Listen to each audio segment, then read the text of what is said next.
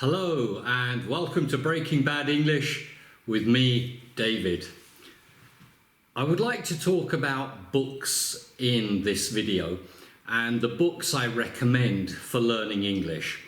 Now, obviously, you can't judge a book by its cover is a very famous English idiom, and sometimes with English textbooks that is true, because on the outside the books actually look quite boring, but inside they can be very interesting. But I'm going to recommend these books to you because I really think they will help you a lot in improving your English. And there are various reasons why I recommend these books. Now, the first book I'm going to recommend to you, and probably the most important, is this book. It's called English Grammar in Use. Now, this book was written by a man called Raymond Murphy. This is the third edition, and I understand that it's now in its fifth edition. It primarily focuses on English grammar. It doesn't teach vocabulary. This is the intermediate version, and I think the intermediate version is almost good for all levels of English. It's a super reference point. You can look at it again and again. It's got lots of exercises in it and additional exercises at the back of the book, and it also has a key, which is fantastic because you can check your actual work and if you have the right answers or not. Okay, so that's my first recommendation. Now, the next books I'm going to recommend are in fact for exam English, the Cambridge exams. And when it comes to the FCE exam, I strongly recommend Ready for First. This is a Macmillan publication and written by a chap called Roy Norris. It's a super book. It's got lots of information in it, lots of colour pictures, lots of discussion topics, and it prepares you thoroughly for the FCE exam. Strongly recommended. The next one, for the CAE exam, so a higher level, the FCE is B2 level, the actual CAE book is C1 level, and this is called Ready for Advanced there, also a Macmillan publication, and this time written by Roy Norris and Amanda French. It's the same format as Ready for First. Lots of nice information, pictures, exercises, lots of information. Very good book for preparing for the Cambridge exams. Now, these books come together with a CD or obviously recordings for the listening parts of the exam. You can buy the CDs or you can use the scripts which are in the back of the book. The books all have reference points with regard to any grammatical structure or vocabulary in the back, so they can be used fully for exam preparation.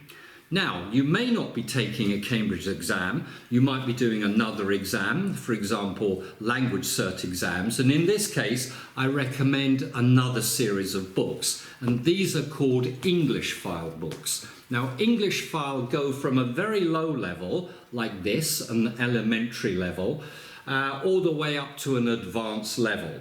They have various authors, they're not all the same, but most of them are written by Christina Latham-Koenig, Clive Oxenden, and someone called Paul Seigson. So these are the books. There is the elementary one, there is the pre-intermediate one, this is the intermediate one, this is the upper intermediate one, and of course there's an advanced one.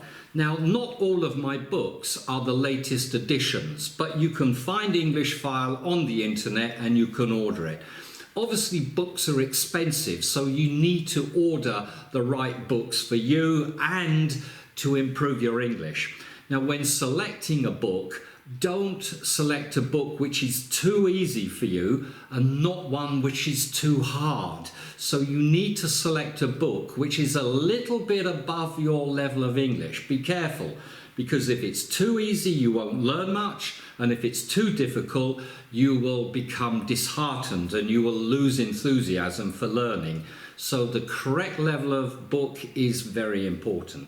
Now, the last books I'm going to cover are vocabulary books. So first of all, English vocab in use. It has lots and lots of topics in it and great vocabulary for learning those topics. It is written by a chap called Stuart Redman. This one is pre-intermediate and intermediate, but the information in this is excellent. It gives lots of pictures, lots of information, little quizzes, and the opportunity to speak about each topic. In addition to that book, I also like this series called Oxford Word Skills, and it has the yellow one, which is the basic level. It has an intermediate level one here, which is orange in colour, and the advanced one here, which is red in colour. Again, lots of nice topics in here, nicely laid out with lots of explanation and lots of vocabulary explained and the actual use of the vocabulary in everyday situations. Excellent books. They're written by a pair of authors called Ruth Gaines and Stuart Redman. And as I said before, they are Oxford publications. Now, if you're looking for business English books, I have a couple of recommendations. First of all, In Company, this book, which is actually an upper intermediate book, but they also have a lower intermediate book or an intermediate book. This is a Macmillan publication, and it really does focus on business English. So lots of excellent topics inside it, lots of pictures, lots of information. It's a lovely book to work with if you want to improve your business English, but that's at an upper intermediate level. And if you want to do something a little bit more difficult, this book here called The Business, which is an advanced level, it is a Macmillan publication again. The author of this is John Allison, Rachel Appleby and Edward de Chassal. Okay, there is the book, a super book. Now, it's up to you. Books are expensive, as I said, so make sure you select the correct books. I think that these books are the best of the bunch, let's say. I've been teaching for many years and have used many different books, but I prefer these. The English File books actually come in two versions. There's something called New English File and English File. Well, New English File isn't really any newer because they publish English File up to date as well.